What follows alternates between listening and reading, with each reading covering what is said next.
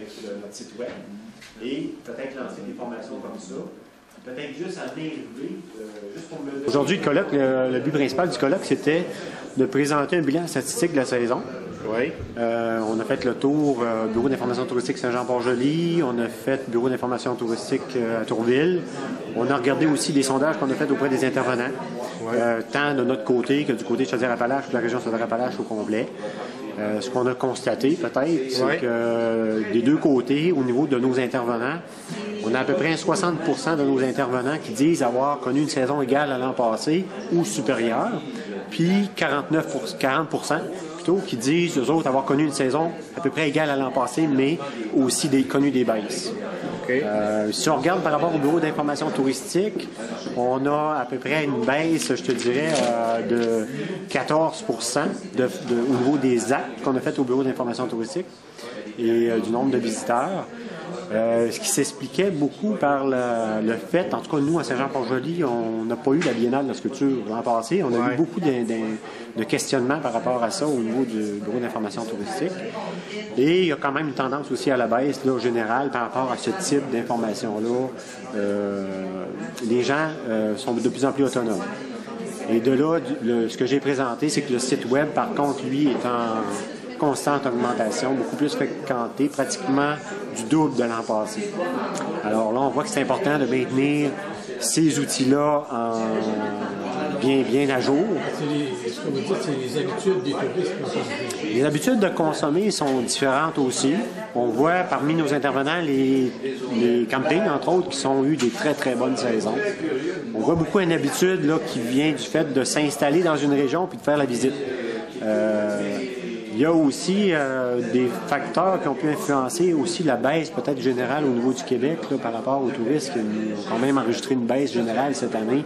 C'est la parité du dollar. Il y a beaucoup de Québécois, compte tenu de la température de juin incertaine, ont opté pour les États, compte tenu du prix de l'essence, de la parité du dollar.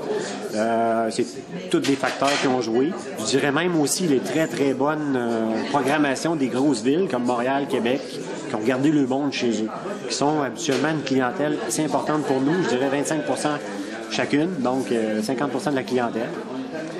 Et nous, on se rend compte qu'on rejoint de plus en plus avec le web aussi nos gens. Et c'est pour ça qu'on avait un atelier qui a été donné aussi par rapport au web. L'importance du web, démystifier les webs sociaux, Twitter, Facebook. On a-tu besoin de ça? Ça dépend à quel niveau est ton entreprise. Si tu débutes, ben, tu n'as peut-être pas besoin d'être partout là-dedans, mais ce qui est important, c'est que tu aies un site web adéquat qui fait en sorte que quand tu as un visiteur virtuel qui arrive chez vous, qui, waouh, il trouve ça intéressant, c'est beau, c'est propre chez vous, donc c'est vendeur pour nous. Fait que nous, l'Office, on veut travailler là-dessus, quand même à la base, vérifier, faire une veille par rapport à nos sites web de nos intervenants, puis voir si c'est adéquat, puis les aider peut-être à améliorer des choses, puis organiser des formations dans ce sens-là. La dernière partie du colloque était axée sur un projet d'affichage qu'on travaille depuis le printemps passé, un affichage terrain pour vraiment bien guider les gens sur le territoire, autant sur le territoire du littoral que dans les Appalaches, avec peut-être aussi guider nos touristes à vélo dans la partie du Piémont, qu'on appelle notre partie champêtre. Et à ça s'ajoute un volet numérique, celui dont on vient de parler là, à la toute fin, qui est un projet d'écran numérique en 3 réseaux. Un réseau du littoral, parce que là, on se dit, on a des gens qui sont chez nous, il faut en profiter pour bien les informer de toute l'offre qu'on a. Donc, capitaliser sur ceux qui viennent déjà chez nous pour en faire des multiplicateurs. Donc, un réseau d'à peu près une trentaine d'écrans sur le littoral. Un réseau dans le sud qui va toucher à peu près une dizaine d'écrans numériques. Puis un autre au niveau de la route 20, des services adjacents à la route 20, genre...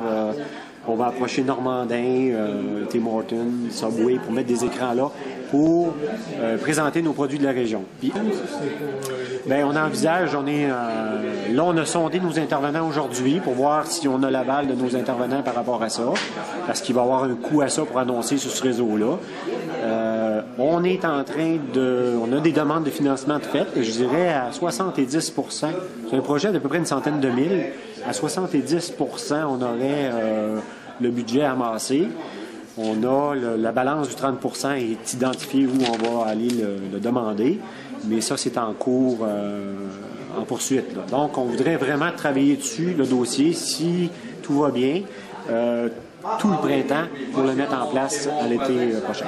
On pense que, comme la saison touristique n'est pas toujours à son plein régime, il y a des moments creux, on pense utiliser ce réseau-là pour faciliter les communications dans la région même, au niveau des activités communautaires, des activités récréo, loisirs, des tournois de hockey, des choses comme ça.